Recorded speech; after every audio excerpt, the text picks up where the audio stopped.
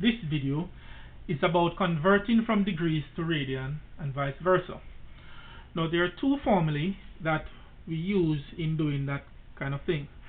So one, if you're converting from radian to degrees, then it is the radian that you got in the question times 180 upon pi. Or if you're converting from degrees to radian, it's the degree that you got in the question times pi upon 180.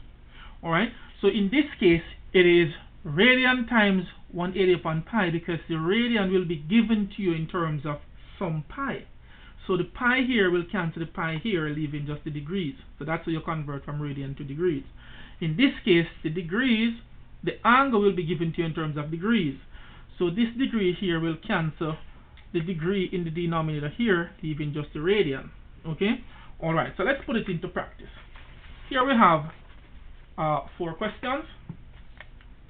The first part, they want us to convert from degrees to radian. So they gave us the degree. Remember, if you're converting from degrees to radian, it is the degree that you got, which in this case is 930 degrees, times, you want the radian at the top, alright? Divided by 180.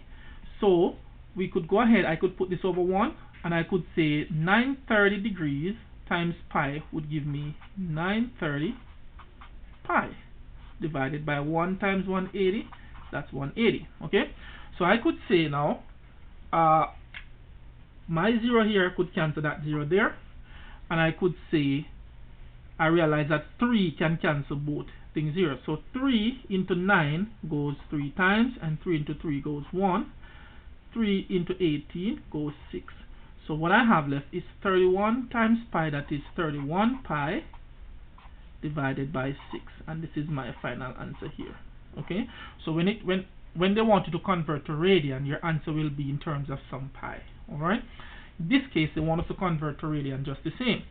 So here we have negative 240 degrees times, it will now be pi over 180. Okay, so I could put this over 1, and I say negative 240 times pi, that will give me negative 240 pi over 1 times 180, that is 180. Again, I could use this 0 to take out that 0, and I could now ask myself, what is the largest number that can divide into 24 and 18, and I see that that is 6, right? So 6 into 24 goes what? 4 times, and 6 into 18 goes 3. So that would be negative 4 pi by 3, and this would be your answer here. Alright, now for this part, they want us to convert from radian to degrees. So again, it's the same kind of thing. Alright, so it is the radian that they gave us, and the radian will be in terms of some pi.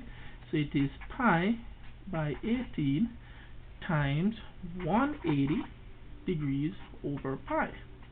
Alright, and I could say pi times 180, that would give me 180 pi divided by 18 times pi, that is 18 pi.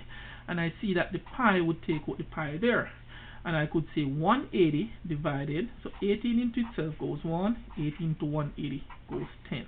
So this would be 10 degrees, and this is my final answer here. Alright, and for this one here, it is the radian, which is negative 25 pi by 12 times 180 degrees over pi.